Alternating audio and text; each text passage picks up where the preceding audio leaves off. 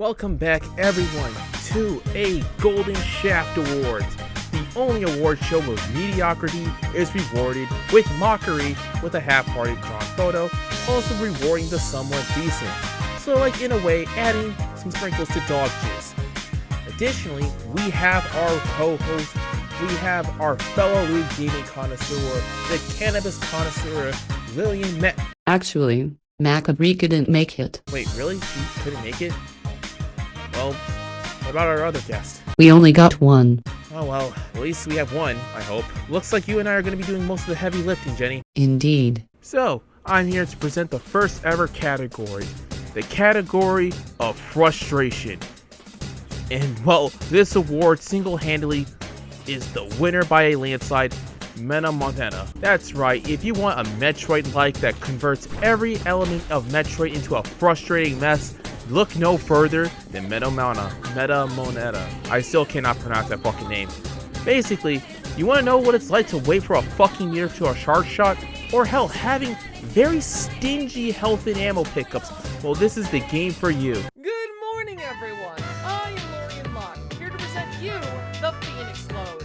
Because when you thought the game was abandoned, the devs were here to prove you wrong. And no game fits the bill better than Escape from Zombie U.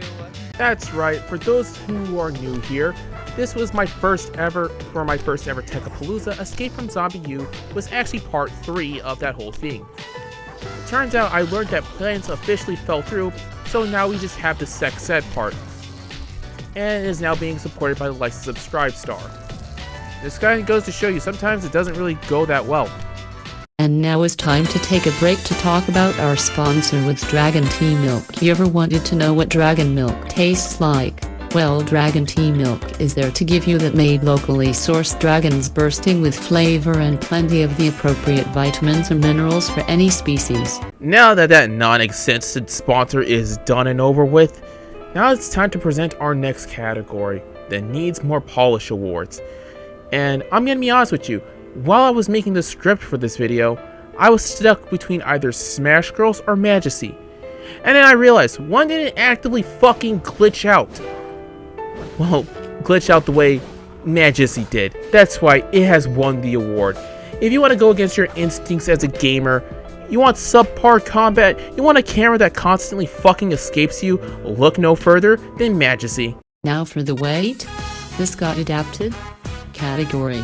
We have Mechania Rista Grand Adventure. If you all don't know or just need a refresher, Rista was a Mega Man-like game that was made in the Pixel Game Maker MV engine. Overall a mediocre experience and was overall not too offensive and was one of the lesser frustrating Pixel Game Maker games out there. Well, this game got an animated adaptation animated by Meta and Label. Her best launch in a loot game of the year, I was kind of stuck between either Subverse or Future Fragments.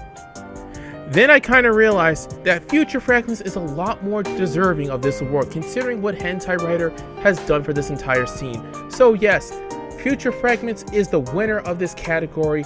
Now it's time for Lewd Game of the Year. Lori, the floor is yours. Thank you, Overlord. The award for the Golden Shaft Lewd Game of the Year goes to Darkland Chronicles, The Fallen Elf. Yep, the sexy elf game is the winner of this year's Golden Shaft Awards. But that's all we have for this year, so thank you to our sponsor and thank you, Overlord, for bringing me here. That concludes this year's Golden Shaft Awards. Hopefully next year we can actually commit to having it every year instead of biannually, and thank you to you the audience for watching and Lorian Locke for guest starring.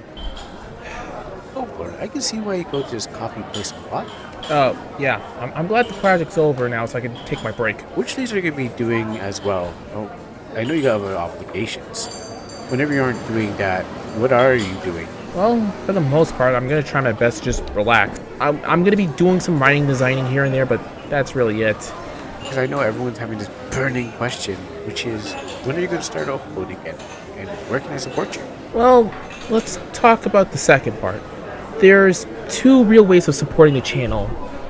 One is through channel growth, liking, subscribing, so on.